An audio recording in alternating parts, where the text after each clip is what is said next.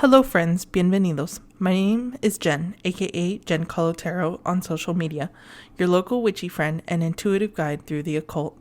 As always, my lovely husband and co-host is David, aka Premier Pulls on social media.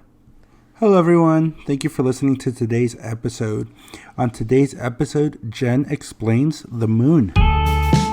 Welcome to the show, grab a chair, make yourself at home. Jen's got stories to share, you'll never feel alone. So for those of you that just joined us on Earth, the moon is the big round thing in the night sky. You don't say. Yeah, I feel like sometimes you just have to explain it, and I'm like, who knows? Might as well. So, It's not a giant block of cheese? no, I wish. No, it is a big rock in the sky that lights up, and it's at different fullnesses at different times. So, we'll get into how it was created. So there are a lot of different theories as to like how the moon came to be. But one of the more widely accepted theories is that there was like a planet probably around the size of Mars that collided with Earth, and some of the debris came from that collision, and that was the moon. But that debris, the moon, got stuck in Earth's orbit. Everything else kind of left, but the moon stayed. And that's how it circles around us today. Yeah, and from my understanding, and we'll get into it a little bit later because there are a couple questions that relate to us, but it relate to kind of how the moon got to where it is. But we'll go into details, I think, a little bit further with some of the questions. Yes, definitely. So the moon has different fullnesses. It has different phases. So there's the new moon, which is when the moon and the sun are very close to each other, almost at the same point in the sky. So then they block each other's light. So then that's the new moon when it's dark. Then there's the waxing crescent moon. So there's a waxing and waning phase. Waxing is when it's getting bigger. So the waxing crescent moon looks like a crescent. And then the first quarter moon, I don't know why they call it this, but this is basically like the halfway point when half of it is shown and half of it is not. Then the waxing gibbous moon, when it's like almost full, but it's missing a little slice. And then there's the full moon, when all of it is completely illuminated because the sun and the moon are at opposite points of the earth. Then there's the waning, so the waning period when it's going to get smaller, the waning gibbous, which it looks like there's almost all of the moon, but it's missing a piece. Then the third or last quarter, which is when you only see half of it. Then the waning crescent, when it goes back to crescent, and then it goes back to being a new moon, completely dark. Rinse and repeat. Awesome. So, I think that's kind of the physical part of the moon, but what are some of the, like, maybe metaphysical things with the moon? Yeah, so the moon represents emotions. It can also represent our relationship to our mother in astrology. Like your biological mother or your astrological mother? Like whoever your mom is growing up, the person that you call mom. Okay. So like maternal. Maternal. God, Yeah, okay. your maternal tie. So if someone looks at an astrology chart, if you have someone that you call mom and you know them, we can kind of tell your relationship through the astrological chart and where it is. Cool. Yeah. But in a physical sense, the moon controls the tides. Yes. It controls a lot of water. It's a big reason why like life is possible. The Earth's distance from the sun, and also that the fact that we have the moon and all that. So I thought that was pretty cool that with controlling water, it also controls emotions. It makes me think of like waterworks, like tears and stuff. So Yeah. I just think that's a cool association. Awesome. So what are maybe some of the are there different phases of the moon that have different effects?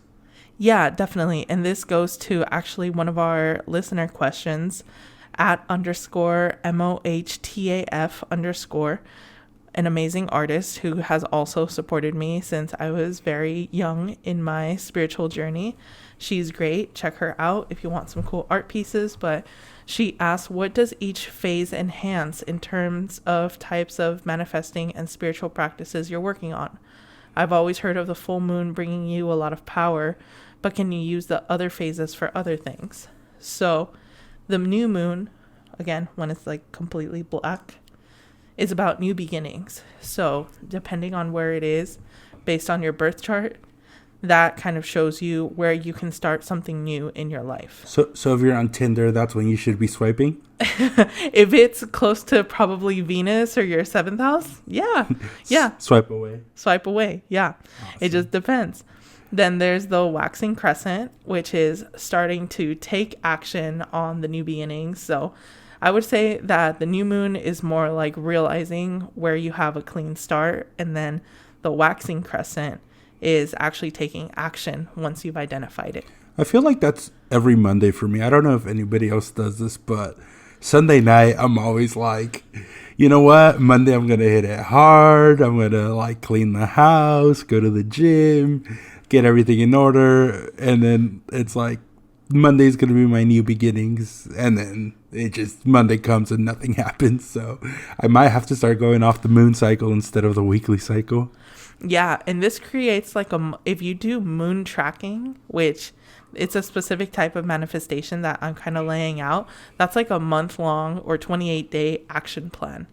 So it's really cool. That does work, yeah.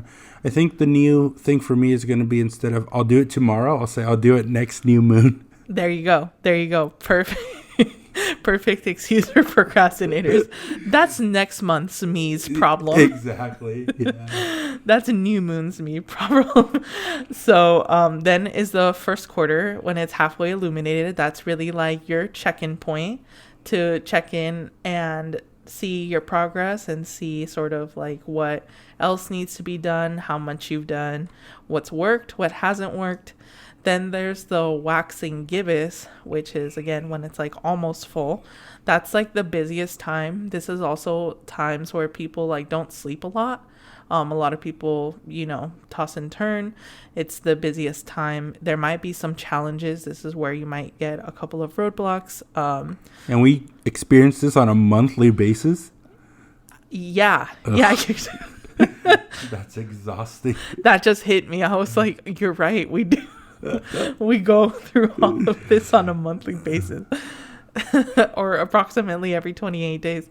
Then there's a full moon, and then that's really a point, it's full, there's a spotlight. There you see what is no longer serving your, the purpose in this journey, what you can let go of. This is probably like a really weird association, but when I was starting, what helped me remember full moon as a time for like letting go and release is like when you're full, you burp, you release gas. I like that. So if you're starting your practice, that's how I remember. So when you're full, you release. The moon cycles are kind of intense. They are. The moon needs to chill the fuck out. I know. And I'm not even done. There's still the waning part. Okay. So then there's a waning gibbous where you you let go of the dead weight, what doesn't serve you, so then you can pick up speed and optimize your plans.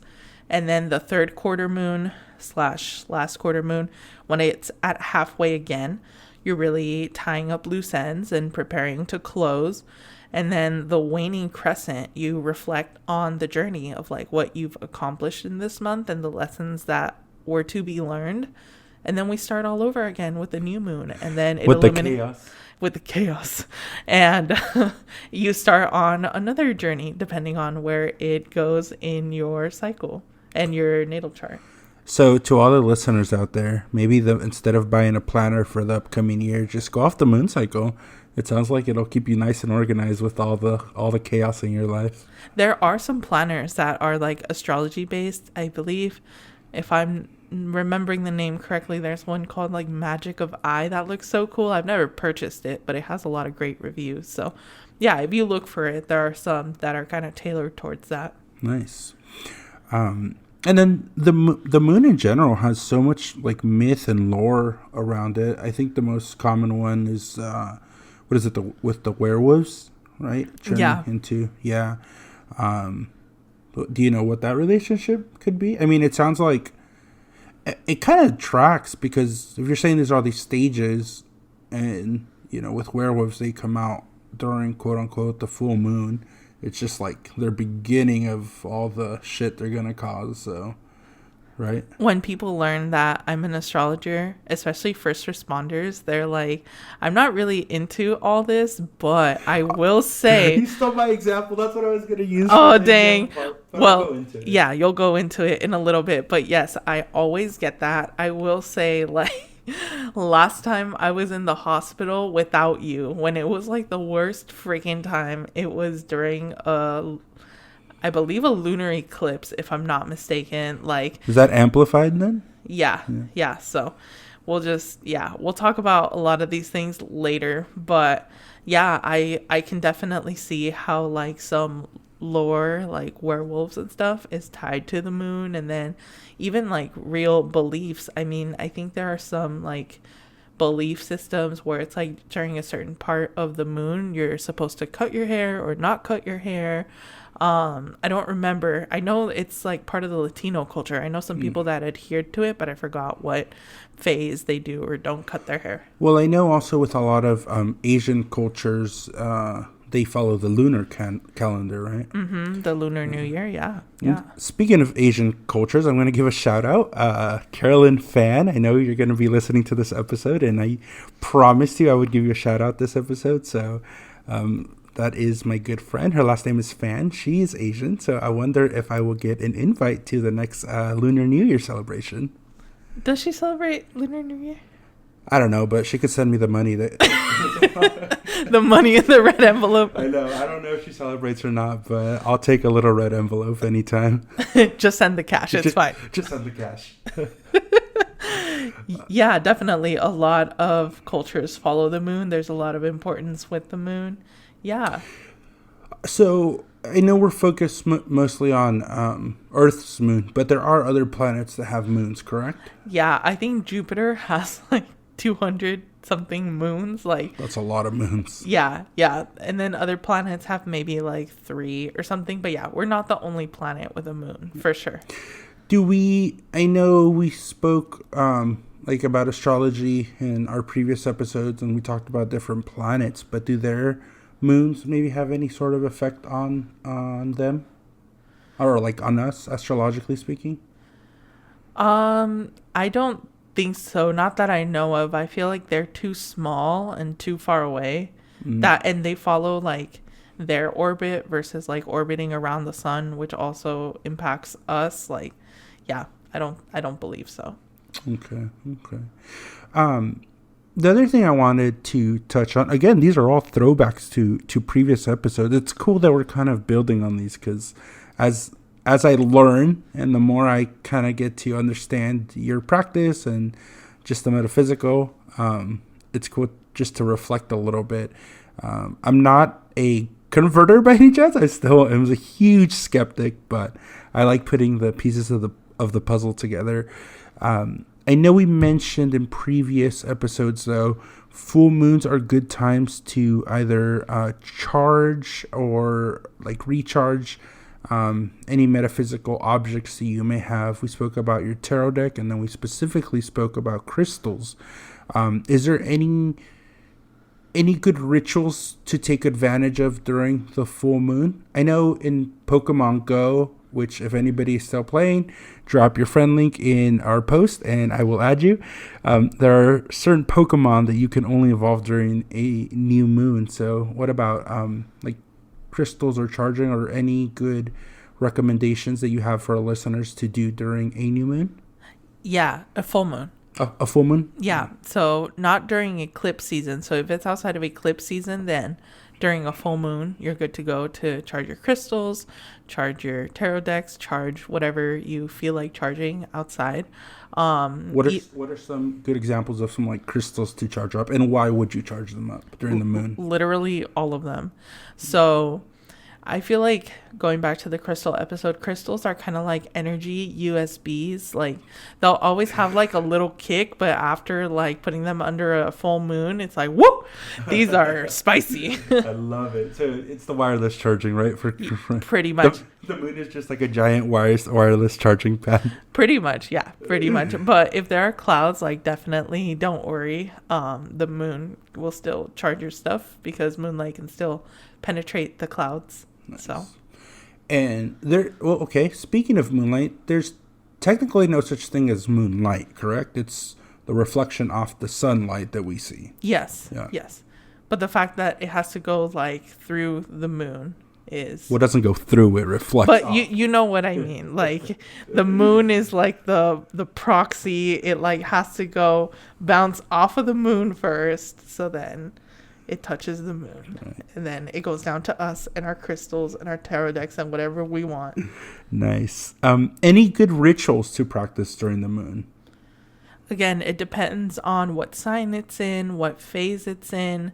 But in terms of full moons, like I said, releasing, charging stuff, reflecting on like what no longer serves your purpose, depending on what sign the moon is in, the full moon is in, and then depending on like how that affects on your like own natal astrology, that can give you a lot of insight. So I guess I should be a little more specific. Let's say you're waiting to maybe do something. Let's just make it spicy here. Let's say you're like, you know what? I'm done with my partner. I kind of want to break up with them. Would the new moon be a good time to do that? Yeah, definitely. Yeah, let go of what doesn't serve you. Release what doesn't serve you. Yeah, the full moon is a great time to do that. It's like when they say if you're gonna fire somebody, do it. What is it, like on a Friday evening or a Friday afternoon? That's interesting. Don't do it. Oh, I'm going to get ahead of myself. But I was going to say, don't do it on a Tuesday. Oh, firing? Yeah. Okay, yeah. Yeah, we'll talk about that later. Remind me next week. Okay, so basically letting shit go. It's like it's like the what's it called? The spiritual garage sale day, correct? Is that a good analogy? Well, no, it's like the spiritual trash haul because that's right. you don't have to wait for a buyer. You just let it go. But I will say, if you need to break up with your partner, don't like wait for the full moon. Okay, but what if it's like full moon is coming, you're not 100% sure, you listen to this podcast and say If you're not sure, then maybe the full moon is a good time to like think about it. But if you know for sure they're driving you mad, then don't just wait for the sake of waiting. We're about to get so many comments and DMs blaming us for failed relationships. Oh no. Awesome. Okay, well, anything else we need to know about the moon, either metaphysically or spiritually? She's great, and it's one of our big three, what we call big three. So when people say, what's your big three? They're referring to your sun sign, your moon sign, and your rising sign. The moon changes signs every like 2 to 2.5 days. So even if you don't have your birth time, sometimes you can guess with like a decent probability someone's moon sign. However, it sucks if someone is born like at the border of it changing signs, so then sometimes you can't guess it. But yeah, it changes signs every 2 to 2.5 days. Cool. Awesome. So I think that's a good segue into our examples part. I want to actually, touching on that and transitioning a little bit. What is my moon sign? Your moon sign is Cancer. Okay, and what does that mean? Like, as far as like what that means for me, and then like what do you see that you're like, oh yeah, you're totally a moon Cancer? Yeah, so the moon can represent your emotions. So Cancer is like a very loving sign, very much like family oriented. You feel your emotions deeply. Maybe you don't show them with your Sagittarius rising, but you definitely feel them. They cancel each other out. Yeah, a little bit. You have a good poker face. You're saying I'm in my feelings. Yeah, you are on the inside. Yeah, because of your Cancer energy. Cancers are also very lovable, very like Hufflepuff sort of like vibes. So you're very lovable. People that get to experience your emotions know that you're like a very lovable person. So That's a very much Cancer. And again, having like a close tie with your family, you very much prioritize family. You're a family man, so that makes a lot of sense. Wanting your home to be nice, to be like your safe space. So Yeah, sorry. that tracks because you know like how it goes sometimes with the cleaning and the organizing. I feel like I'm going crazy sometimes. Like everything needs to be perfectly in its little spot. Is that because of the moon? I would say that it helps, right? It helps you like emotionally balance because Cancer cares a lot about its home. So like, you know, think of like the crab, like they're always like walking with their home. Like their home is very important. You could have said turtle. You could have said tortoise. You straight up No, told me but crab. no, but Cancer is represented by the crab. That's like Oh, I see. Okay. Yeah, okay. yeah, no, you're not like crabby or anything. It's literally like Leo's a lion, Cancer's a crab. Okay. Cool. Yeah. And then in terms of like the moon sign with like your relationship to your mom, so anyone with like a moon in Cancer, not always like, but for the most part, like will feel very secure in their attachment to their mom. Like whenever they're having like a bad day or a crisis or just like some shit really happened, then they can count on their mom for the most part. There are other factors in play, like if there are other planets that like square or oppose the moon, but like if that's the only thing I knew, I would put my money on like you probably have a good relationship with your mom. And you do know, so that tracks. That makes sense. Awesome. What's your moon sign? My moon sign is in Libra. Those are the scales, right? Yes. Okay. Yeah. I know some shit. Yeah. So, I always freak out if I feel like someone is upset at me, to a degree though. Sometimes I'm just like, you're being unreasonable. But if I genuinely feel like I messed up, like, yeah, I get super mortified. I really prioritize like peace and like being a good person, harmony. So that's definitely like my moon sign. A little bit of a like people pleaser, a little bit sometimes worrying about like other people. So that's like kind of our downfall as like a Libra moon. What are some of like positive traits? Yeah, well, that they're also like friendly and they don't mean to be, or they don't want to be like, you know, backstabby or manipulative because they genuinely want to prioritize peace. You know, like think of like the scales, like, you know, for the judicial system, like the court, like, you know, they very much value fairness. They try to be fair people like in their bargainings and things like that. They're also very like, they like things to be pleasing to them aesthetically, so that could like look different for different people. But like, for example, for me, like I like my desk to be cute. It really like makes a difference if like, you know, Cute but cluttered. cute but cluttered. Yes, exactly. But it's pleasing to me, right? Like I have a little Snorlax on my desk. My cable like organization little things are like little cat ears. I have like some colored pens. Like those are things in my daily life that make me happy. My Stanley cup is lavender that you got me, by the way. Thank you. You hit the mark. Like just little things in my life that like look cute really like make a difference. Oh, cool. So you're all about like the aesthetic, basically. No, not all about, because But they're it helps. Little things can help. It depends on a person's priorities and like how much energy they have in Libra, because some people want it to be like all aesthetic. Like the people that have aesthetic like Instagram accounts, they're probably like pretty heavy on the Libra. I only have like a couple things in Libra, so I'm not like full blown aesthetic, but I just like little things, like specifically office supplies, like, or like, you know, my nails and stuff. Like if my nails look good, I feel happy. If my hair looks good, I feel happy. Like those things can really make a difference in my emotions and in my security. If I'm having a bad hair day, this might also be a Leo thing with the mane, but like it's just amplified with my Libra moon. Like if I'm having a bad hair day, I feel like shit. If I'm having a good hair day, I feel great. I see. I've seen this on TikTok, and I was waiting for this episode. But have you seen the thing where they like combine their moon signs, and then if it makes like a full moon, they're a good match? Yes, that is actually a question from Elsie. So okay. I will mention that in a little bit, but I want to hear first about your time as a first responder Yes. with the full moons. Okay, cool. But I do want to get back to that because I want to compare our moons together. So Yeah.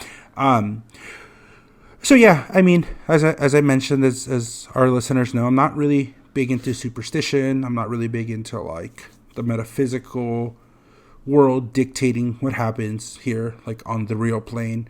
But there is just this general agreement, I think, between all first responders and everybody who maybe works like those high crisis level jobs that and I don't do that anymore, but I did for about 8 years. But the new moon or a full moon was always the time where things were just going to hit the fan. They were going to either go wrong or amplify for whatever reason. And I never took specific note of it, but I will say I think there were times where, like with the full moon, there would be either more calls or more intense calls.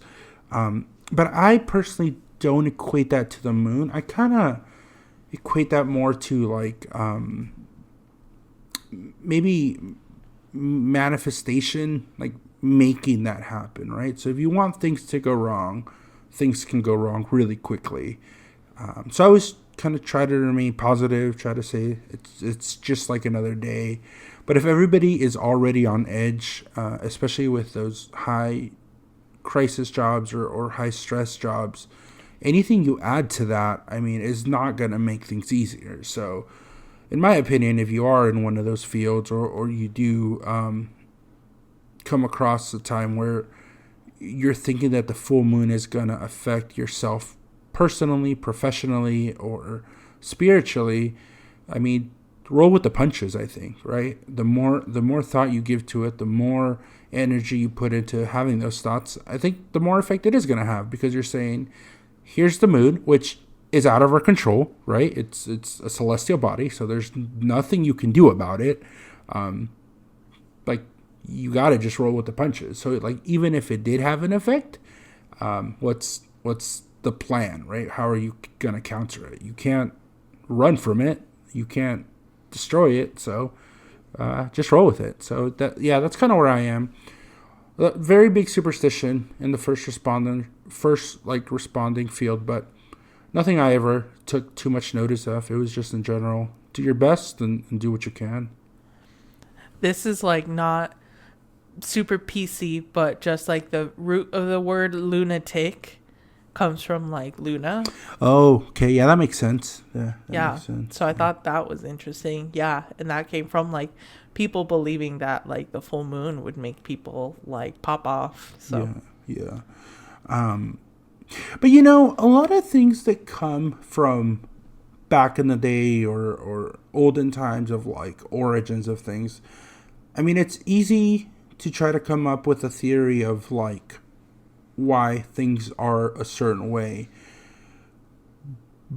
But if you break it down logically, and that's kind of what I like to do, it's like maybe back in the day, because it was a full moon, there was more moonlight out. Like people could actually see the shit that was going on at night, right?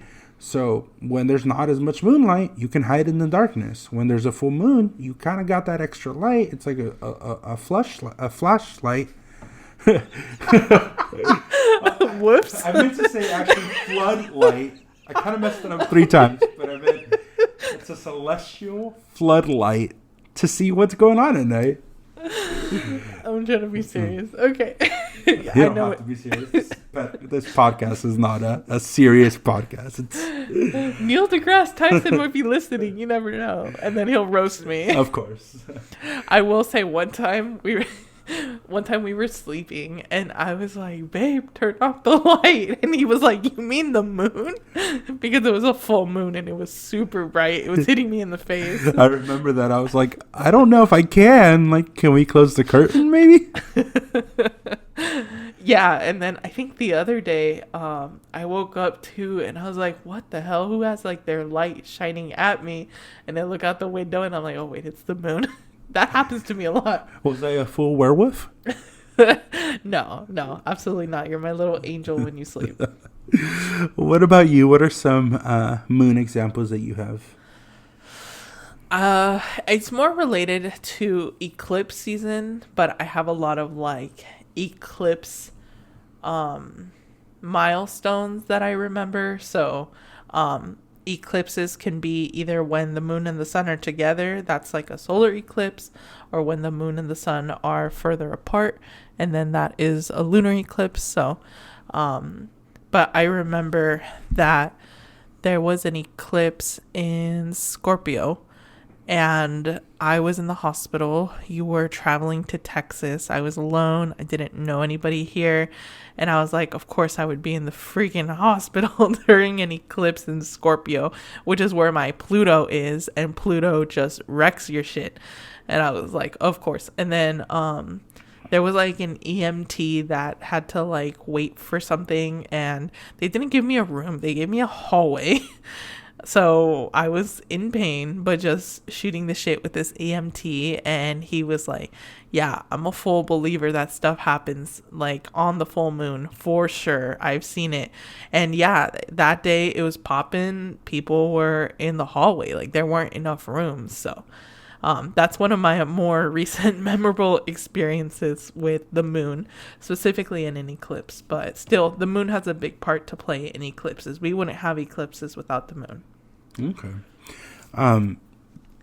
We do have quite a bit of listener questions, so I think we're gonna give the questions a little more time. And I just want to start out by thanking everybody so much for submitting those questions. It really does mean a lot. I know I said this during the last episode, but just the fact that everybody's engaged. I'll have a lot of people messaging me now, calling out specific parts from the podcast, and it's such a nice feeling, right? Because it's just you and I talking about the shit that we always talk about, but now it's recorded, and it's kind of cool just having people's feedback.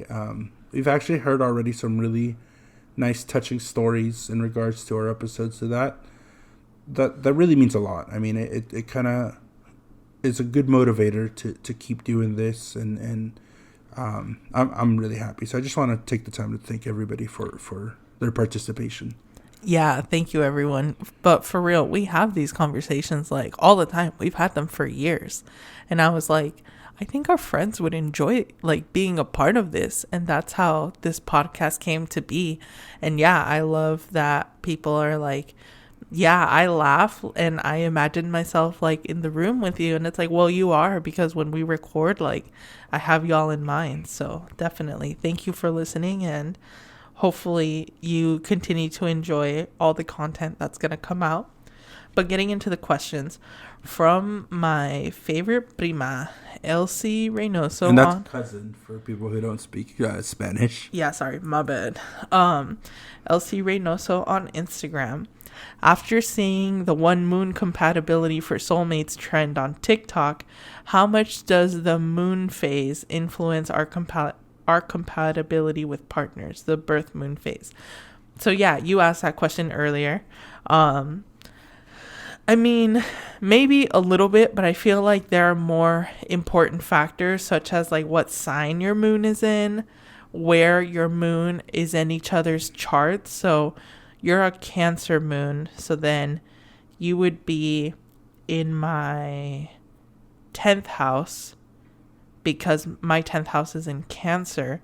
So because your moon sign is in my 10th house, you're really helping me unlock my full potential and really like find myself and build my legacy. Like you bring out literally the best in me, like astrologically too. That's where your moon sign falls in me. Okay. Yeah. What about yours and mine? Where is Libra in your chart?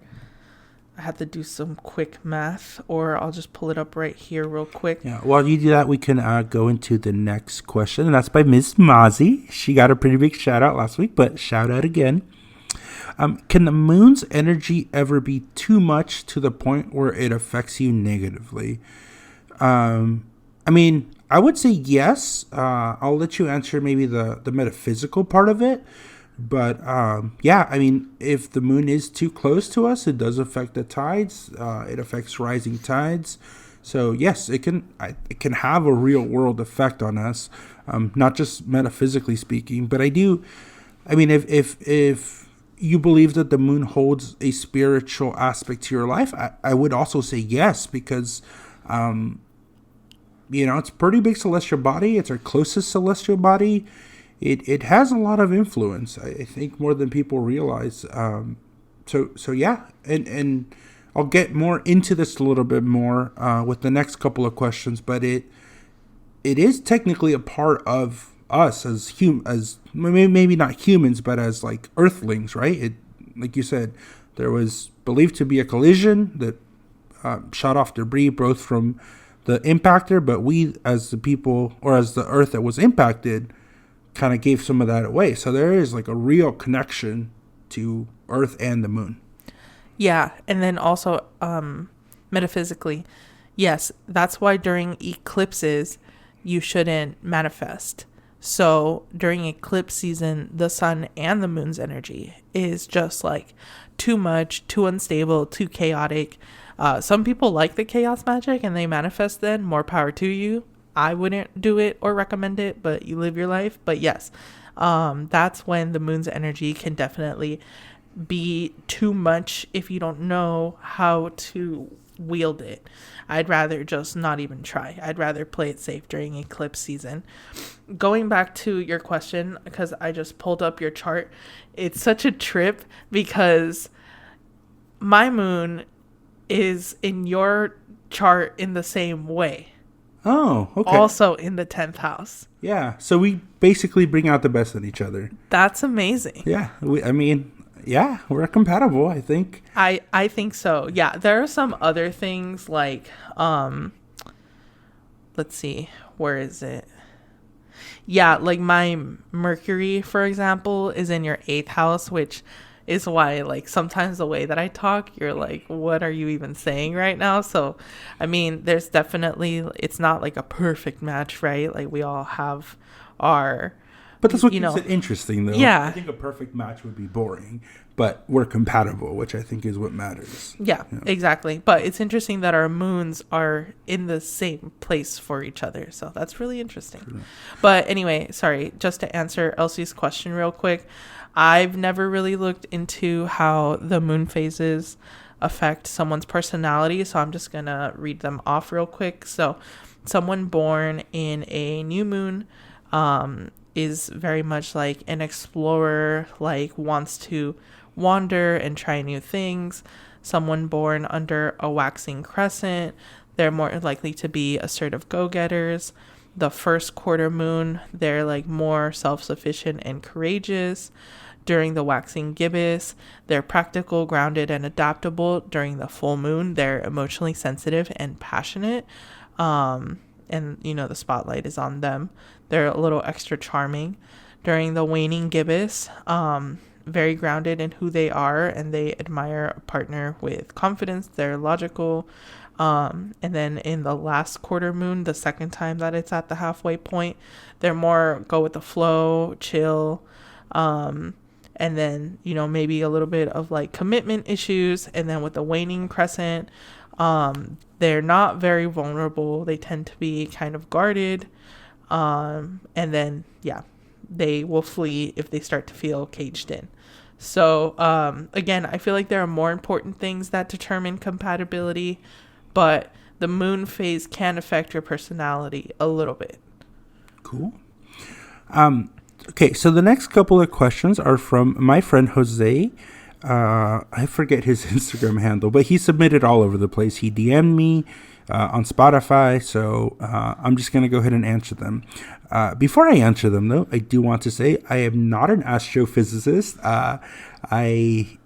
All the knowledge I'm going to go off is just based, I guess, on like high school astronomy and my general understanding of things. So if I'm completely off, don't come for me. Be warned. I also didn't really look up any like scientific definitions for this because I kind of just wanted to go in, not blind, but just give kind of my personal opinion or theories on things. So these are all my thoughts on the matter. I could be wrong, but this is just what I think. And obviously, if you want to weigh in, go ahead. So there's a lot of questions. If we don't get to all of them, I do apologize. We're going to try to answer as much as we can, but we'll go ahead and get started. So let's see. The first one. Do you think humans have been to the moon? Yes, I will say with full confidence that we have been to the moon. I'm not a conspiracy theorist who thinks that it was all filmed on the backlot. Yes, we have been to the moon. How was the moon created? So again, like Genesis said earlier, it is believed, and I'm pretty sure at this point proven, that we were hit by some other celestial body. I think some people say it's a planet. Some think it might have just been like some bigger asteroid. But essentially, my understanding of it is we were hit. A lot of debris ended up getting hit as well from Earth. And then what happens, like all planets are built, it essentially starts creating its own gravitational pull. So there was enough mass there to attract more matter. And it essentially created what's known as a satellite, right? Our moon is technically a satellite. So that's what it was. It was a big enough impact with enough debris that it created its own gravitational pull, and now it's in sync with our gravitational pull, is from what I understand. Yeah. Do you think the moon is natural or artificial alien technology? I don't think it's artificial alien technology. We do have an episode that we've talked about doing about aliens, and that might be a better one to discuss then, but simple term, no, I don't think it's alien technology. Why is the moon the only object that doesn't go retrograde? So Genesis, from what I understand from our previous episodes, retrograde just means that it looks closer. So it's an optical illusion that looks like it's going backwards. So, but in okay. Sorry, go ahead. But in astrology, it actually does go backwards in degrees. So, like, if something is retrograde, let's say like Saturn, it could be going like, forward, and then it starts going retrograde at 15 degrees, whatever, and then it actually does go like 14, 13, 12, until it goes direct again. Then it goes, 12, 13, 14, 15. So the moon does go retrograde? No. I was talking about Saturn. I was giving a clarification on retrograde, but the moon doesn't go retrograde and the sun doesn't go retrograde because the sun is stationary. Mm-hmm. But also the moon doesn't go retrograde because its orbit is in sync with us. Correct. Yeah, that's what. Okay, and that's what I was going to say. It's an object that is tied to us as a celestial body, so we wouldn't see it in retrograde. Whatever we do, it does. It's the little sibling, right? Yeah, basically. It's the Canada. It just kind of is along for the ride. Do you believe... Oh, what's on the dark side of the moon? Again, I don't think there's a dark side of the moon, right? The only thing we can see with the naked eye with the moon is the sunlight reflecting off the moon. And since it follows our orbit, we're never going to see the other side because it's like we're facing it the whole time. Yeah, exactly. So the dark side of the moon is literally just like the other half. So the other half will be illuminated at some point. We've seen all sides of the moon. So the dark side is literally just like the side furthest from us. It's not like a side that we never see. Awesome. Do you believe in the stories from ancient Greece and ancient Rome that the moon was not always in the night sky? Well, technically that's true, right? It's part of, like we explained already. So yeah, it was probably not in the night sky. I think it formed way before Greece and Roman times. So I don't think that they were spot on based on their observations, but technically they were right? So it's kind of like a clock will be right twice a day. They shot their shot, and I guess speaking, they were technically right, but not based on what they probably observed. However, I could be wrong because the Greeks were very smart, so maybe they figured it out. Yeah, I've actually never heard of this, but yeah, it technically was not there at some point, and then the planets crashed, but that was before there was any life. Civilization. Yeah, yeah. Okay, do you think it's strange that the moon's diameter is 25% of the Earth's and that no other moon has that large of a diameter ratio-wise to its planet? I don't know if this is true or not, but if it is, I don't think it's strange. Again, because it is connected to us, then it would make sense that there's proportions to it, right? I spoke about the Fibonacci series, I think during our second episode, And they're just natural patterns that are found in nature. So whatever ratio like was formed, it just makes sense that it would be. The next one, and kind of touching on this one a little bit. Let me finish my last thoughts on this one. The moon itself is not necessarily that far away. It's between 250,000 to 280,000 miles away, right? So, I mean, a good Toyota will give you 300,000 miles. So yeah, I don't think it's that strange, honestly. Like it makes, if you look at the big picture, we are so close to the moon and the moon is so close to us. It's negligible to like the cosmos. So I think that's it for questions. We actually ran out of time. I think this is the first time we haven't been able to answer all the questions, but great questions. Keep them coming, and we really appreciate that. Next week episodes is a really fun one. We're going to do days of the week. So Monday through Sunday, and then kind of their astrological associations and how to use them. So real quick, Genesis, do you want to give everybody your socials? Yes, so my Instagram is Giancarlo Tarot, GenKahlotarot, or if you prefer to connect by email, tarotwithgenesis@gmail.com. I recently uploaded a new menu of offerings because my old one is outdated. So now you can book me for tarot readings, astrology readings, or one-on-one like mentorship if you're trying to learn tarot and astrology on your own, but you're getting stuck, you're not understanding a concept. I also help guide people through that as well. All right. Thank you, everyone, for listening to this great episode. Blessed be, and signing off. Bye.